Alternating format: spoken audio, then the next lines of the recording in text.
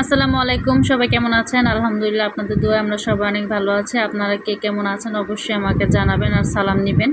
তো সকালের নাস্তা বউ আর ভর্তা দিয়ে নাস্তাটা আমি করে নিলাম। হ্যাঁ,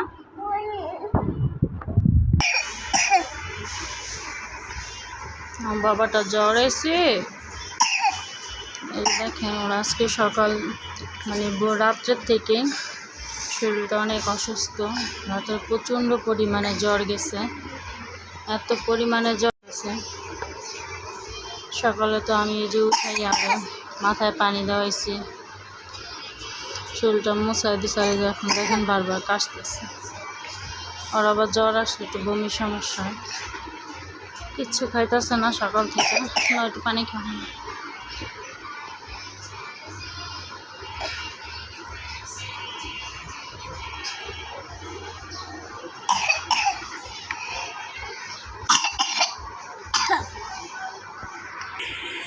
তুমি এমনি শুয়ে থাকো, হ্যাঁ?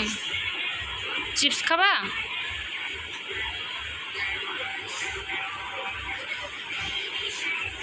কি যে হয়েছে ঘরটার মধ্যে, কিছুদিন যাবত তোর ফুপি অসুস্থ, এর আগে ওর চাচ্চু ছিল, এখন আবারও অসুখ বাড়ি চিনে গেছে। খাবা?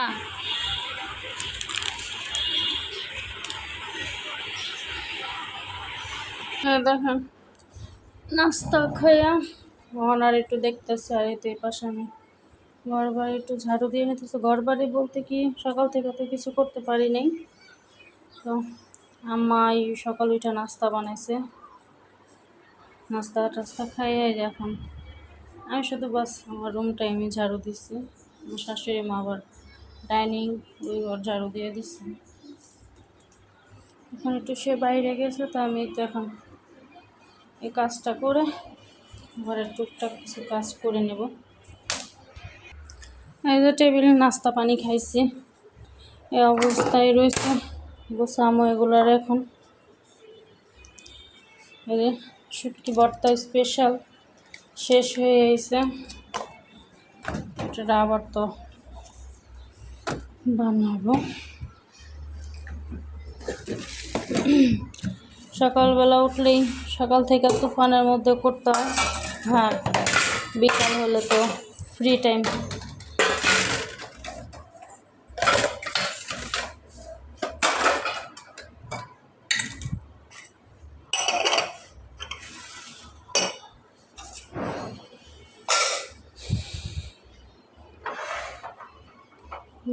ঝুরি আচার, অবশিষ্ট ভর্তা, এটা এখন আমি একটু ফ্রিজে রেখে দেবো। দুপুরে আবার কেউ খাইলে খাইব। সব জায়গা মতন রেখে দিচ্ছি। এখন বাস একটু টেবিলটা পরিষ্কার একটু মুছে নিব আর কি।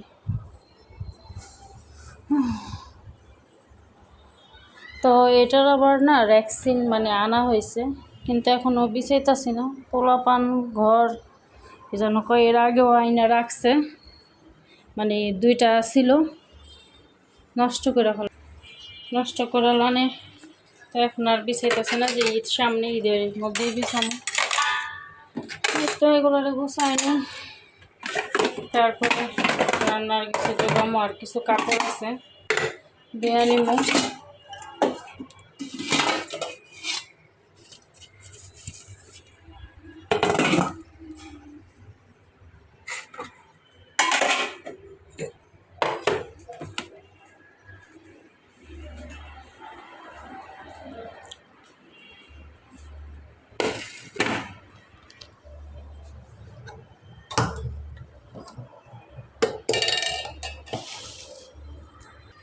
বেসনের এই পাশটা পানি জমা আছে, মুছা নিমো।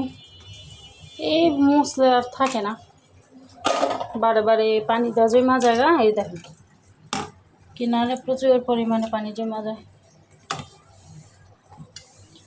ওই যতবার আর কি থালা বাসন ধোয়া হয় অতবারই হচ্ছে পানি জমা থাকে, আর এই বারবারে মুছে রাখতে হয়।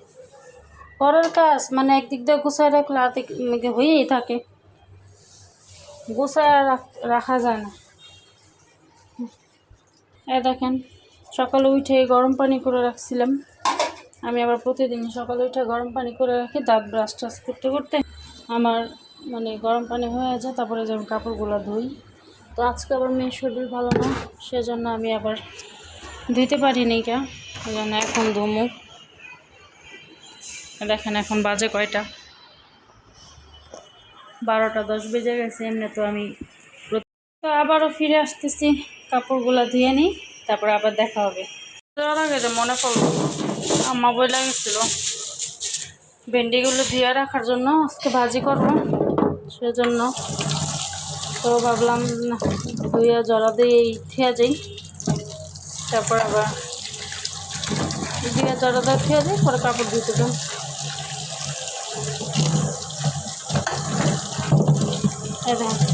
পলিথিনে রাখলে মানে কি বলে সবজিগুলা 2 দিন যায় না, পচা জায়গা। কাঁচামরিচ, কালকে কাঁচামরিচ ঝুড়ি খালি ছিল না, এই জন্য পলিথিনে রাখা হয়েছিল। করালাম কতগুলা কাঁচামরিচ নষ্ট হয়ে গেছে। না আমি আবার মাঝে মধ্যে শপিং ব্যাগ করে রেখে দিই। শপিং ব্যাগে থাকলে মানে আপনার কি বুকটা বা এমনি হয়ে থাকবে, কিন্তু পচবো না একটাও। আমি ভালোভাবে এগুলো দিয়ে জড়া দিয়ে নিই।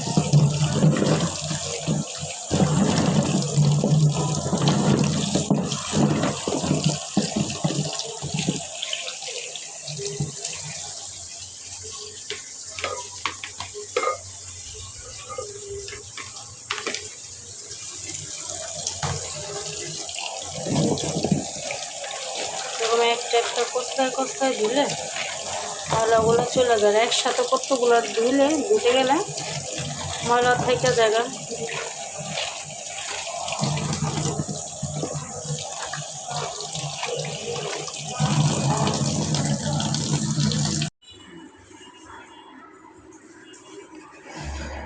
আজকে বাজারে তাজা তাজা পুঁটি আর কি নলা মাছ, না নলা মাছ।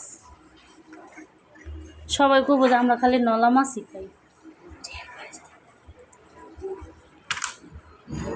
5 খানা নলা, আর এই যে পুঁটি, এটারে কি কয় শাড়ি পুঁটি।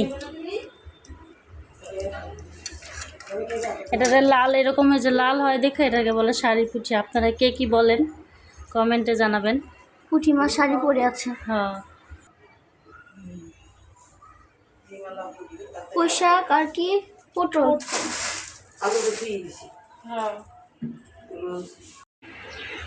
কি করতেছ তুমি? টিভিতে পেট দিলে হলো দুইটা কাটলাম। টিভি দিলে কোন এক আসলে দেখা কাটা বিল বকলাম। তোমার কেউ কইছে কাটা বিল মাছ ধরতে? শোল বলো না, তিনি কাশে আবার যায় মাছ কাটতে। তো ঘরের সব কাজটা শেষ করে চলে আসলাম রান্নাঘরে। তো আজকে করব ঢেঁড়স বা ভেন্ডি ভাজি। আমি একটু ভেন্ডি ভাজি বসাই দিছি, এমনিতে অনেক দেরি হয়ে গেছে, তো তাড়াতাড়ি রান্না বসাইতেছে। এদিকে ভাত বসাইছি, ভাতও হইতেছে। এটা হচ্ছে আজকে তাজা নলা মাছ রান্না করব। আর এই পাশে হচ্ছে করলা আলু ভাজি হবে, 2 রকমের ভাজি, 2 রকমের মাছের তরকারি। তো আজকে তো আপনারা দেখতেই পাচ্ছেন, এর আগে শাড়ি পুঁটি, ওই শাড়ি পুঁটি দুন্দুল দিয়ে মাখানো তরকারি হইব। তো এই তো আমার শাশুড়ি মেয়ের পাশে তরকারিটা মাখায় নিতেছে। তাই আমি তো দুপুরে কাজের ফাঁকে একটু কলা রুটি খাইতেছি। দুপুরে তো মানে খাওয়া মজা। তো এই তো সব মশলা দিচ্ছে। এখন এই তো মাছটারে গরম পানি দিয়ে ভালোভাবে পরিষ্কার করছে। তো ধোয়ার পরে এখন এই তো ভালোভাবে তরকারিটা মাখায় নিব। আর এই তো আমার এই পাশে ভেন্ডি ভাজি হয়ে গেছে। আজকে বেশি ভাজা করিনি, একটু সবুজ আর একটু কাঁচাই রাখছি। এই ভাজিটা খেতে খুব ভালো লাগে। আর এই পাশে যে মাখানো তরকারিও বসাই দিছি, পুঁটি মাছের তরকারি। আর মাখানো তরকারি হইতে কিন্তু বেশি সময় লাগে না, ঝটপট হয়ে যায়। আর এই তরকারি রাঁধতেই ভালো লাগে।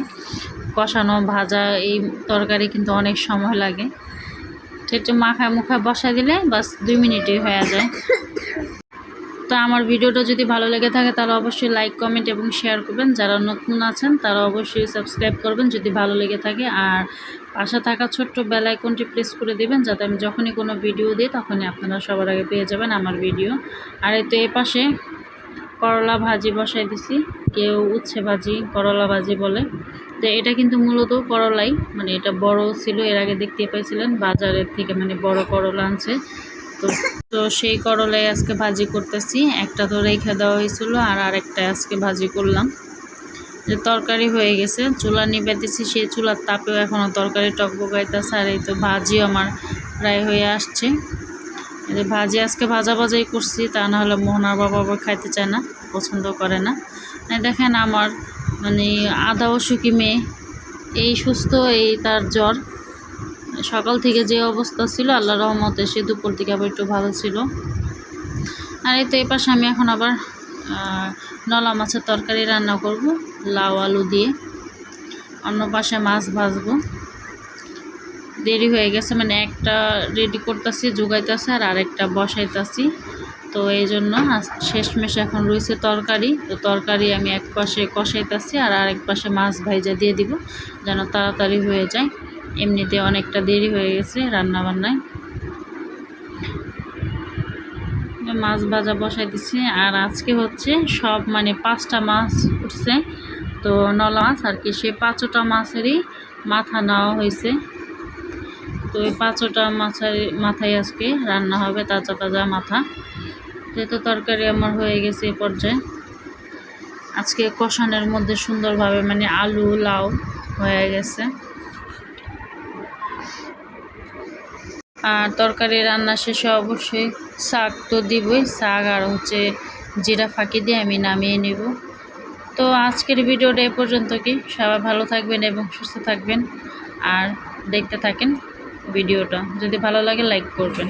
মেঘলা বিকেল এরকম দেখতে কিন্তু খুবই ভালো লাগে, মন চায় বারান্দায় বসে বসে দেখি আর এই আবহাওয়ার আর এই সময়টাকে অনেক উপভোগ করি।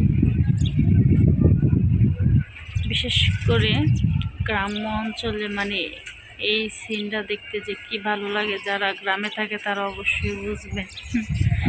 আমরা তো থাকি না, আমরা থাকি বন্দিখানায়। তো এই তো যতটুকু কি ভালো লাগে জানালা দিয়ে আমি দেখি আর আপনাদেরও দেখাই বা দেখানোর চেষ্টা করি। আকাশটা দেখুন কি সুন্দর, বৃষ্টি আসলে খুব ভালো হবে। আর বৃষ্টি দেখলে মায়া লাগে, একটু বৃষ্টিতে ভিজতে পারি না, এই হচ্ছে সবচেয়ে বড় দুঃখ কষ্ট। এখানে গাছটা দেখতে ভালো লাগে,